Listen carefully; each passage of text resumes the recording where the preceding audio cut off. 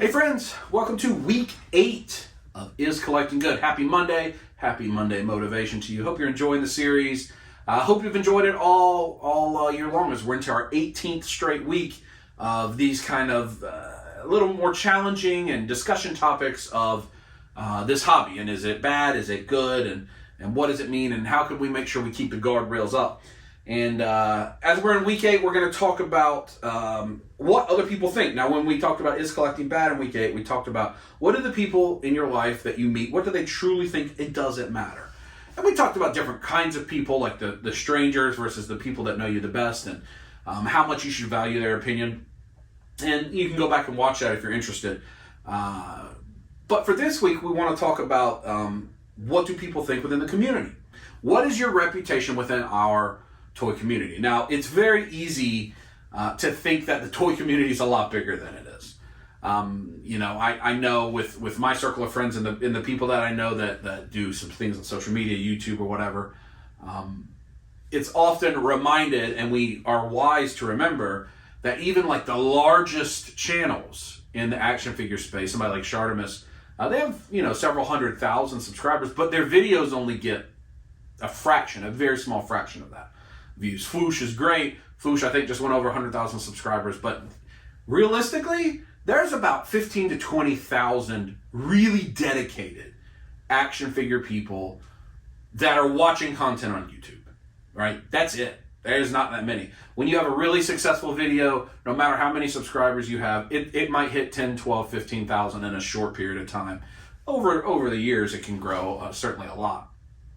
But there are not millions and millions and millions of people collecting action figures. And they're certainly not on YouTube, on Instagram, on Facebook groups. It is not that much, right? You think about how many people go watch a football game over a Friday, Saturday, or Sunday in this country across high school football, college football, and professional football. It's got to be tens of millions that go every single weekend to watch a live football game somewhere. Maybe that's too high. I don't know. I mean, most of those college... NBC Sports Oh. with coverage of this weekend's Sunday night football match, the Philadelphia Eagles versus. I don't believe that there's a Sunday night football match this week. But you think about that, that's just one sport.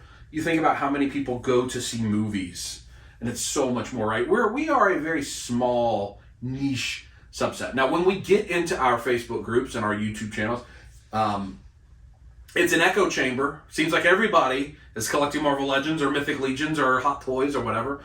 But it's very, very, very tiny people. If you know 100 people, I bet you don't know 5 that collect action figures, at least to the extent that you do. If you really think about all the people you know, like your coworkers and the people you see at the grocery store and the people you work out with. So it is a small niche hobby. Certainly grown quite a bit, especially since COVID.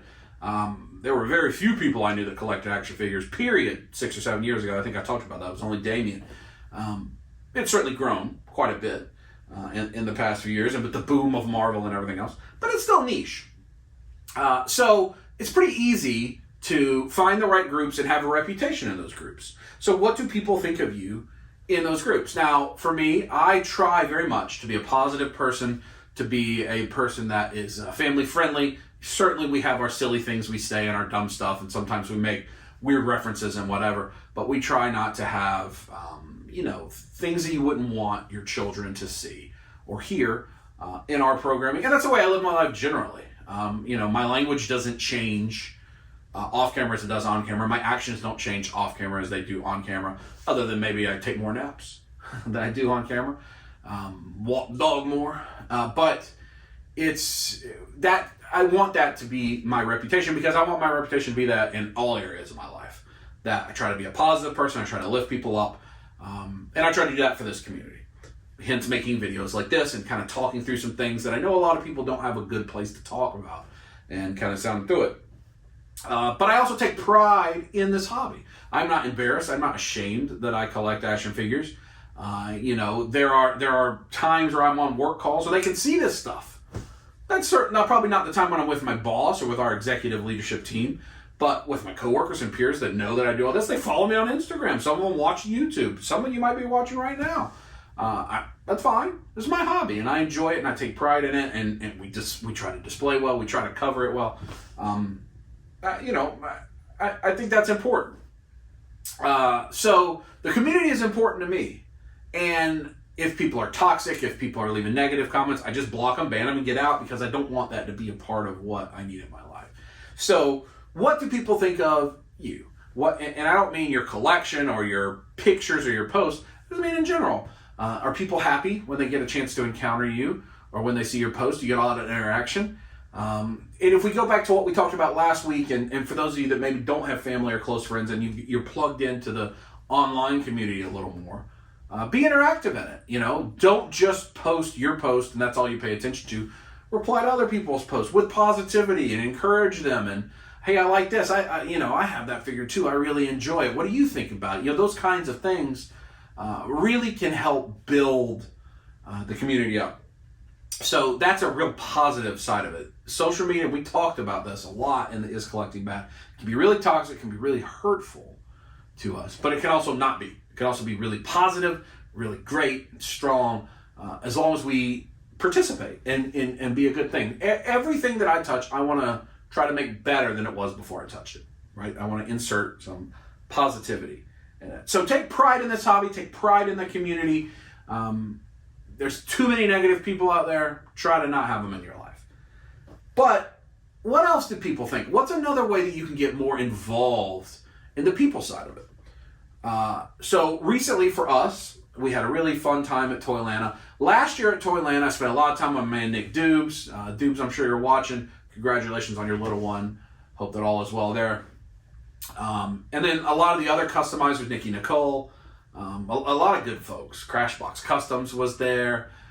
There's just so many good folks in that customizing community that were there last year at Toylanta. And it really got me kind of interested in that. But I just didn't think I could do it. I just didn't think, I thought it was too hard, or I don't have the patience or whatever.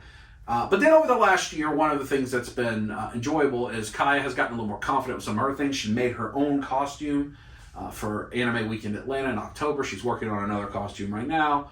She did some work on some model kits and did some customizing on those. And, I felt like it would be a good thing to do with her. That while I have an interest, I have an even stronger interest participating in it with her, because then we can do it together and it can be part of a thing that we're enjoying together. So we started, as you've been watching, hopefully on Wednesdays, our Pop and Swap Challenge as a family. And it was just going to be Kai and I, and then Natalie heard about it and she wanted to get involved. And how great is that the three of us can do that together, can enjoy that together. And again, I think people love that. A lot of stuff I just posted in the Mythic Legions Cabal Facebook group, because it's a great community and it's unique to that topic. And people are really into it. But we want to inject our brand of positivity and silliness and fun into it. But also we get to play with our toys more and take things to a new level. Plus then it's with Mythic Legions, which is not a thing that they normally would be super into, but now they get to be into it and try out the parts and pieces. And so the evolution over the last year, since I was hanging with Nick, to this year, now that I've actually made a couple of customs, right? And they're not lazy boy customs, they're not pop and swap, but certainly had to paint and do some weathering and things. They're not full customs the way some people do, but maybe we'll get there one day, right? So it's a lot of fun to do. I talked about Kaya making her own cosplay. Damien makes his own costumes and he cosplays, and he started doing that just a few years ago, and I think it's really helped him even more in the community, enjoying getting to go to Dragon Con and have a different costume and meeting that side of people.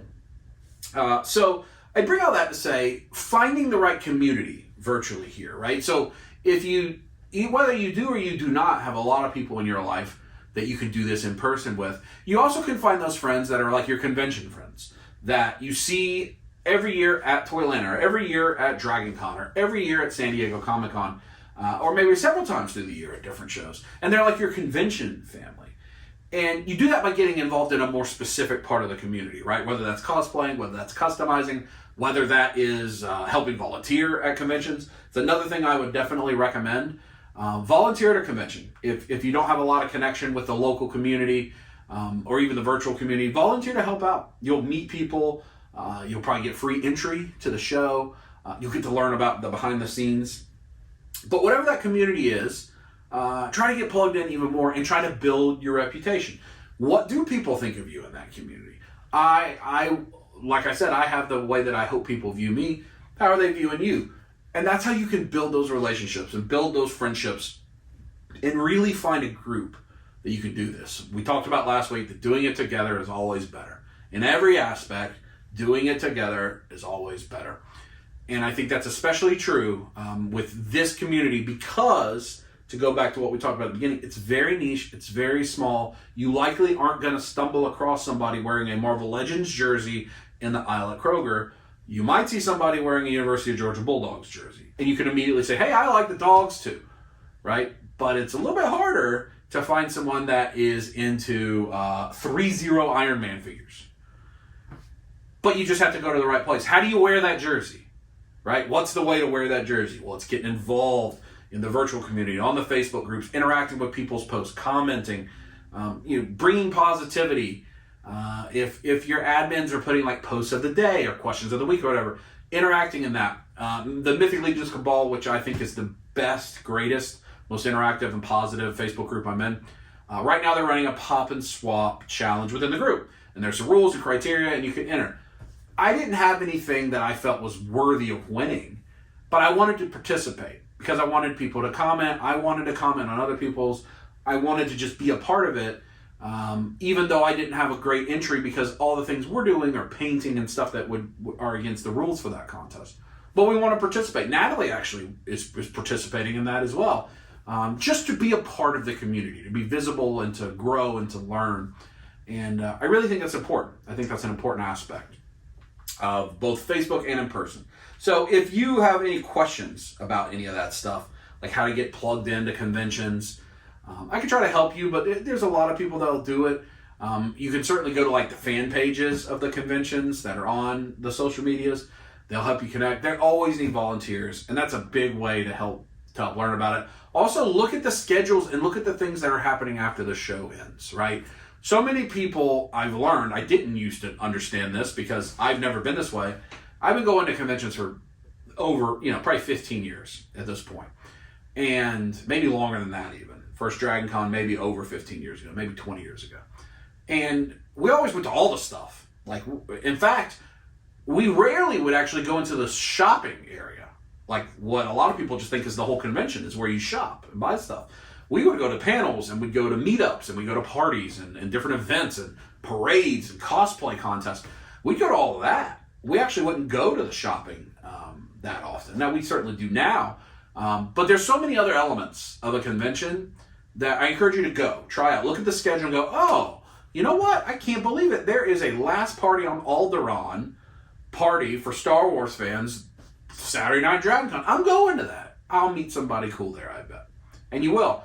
And you'll enjoy it. So dive further into the community. Figure out what you want your reputation to be and who you are in this community. It is niche. It is small. But the advantage of that is you can meet people pretty quick. You can get to know people pretty quick. It shouldn't be as intimidating. Now, I'm not naive. I know a number of you, probably introverted, have trouble making friends, have trouble reaching out. And that's why I say participate in the contests that people do. It's really easy to just participate in something that everybody's doing. Because that's not as forward a step as putting yourself out there can sometimes be. So, what do people think of you? You can shape that. But there's a small group of us. We should all get to know each other. We should all be in a big community together. And again, insert positivity and remove that negativity. That's my thoughts about how to keep that part of the collecting good. Next week, we're going to talk about endpoint in collecting. And is there an endpoint? We talked about this 10 weeks ago, and we're going to talk about it again. Kind of a hard one, but we'll talk about that next week.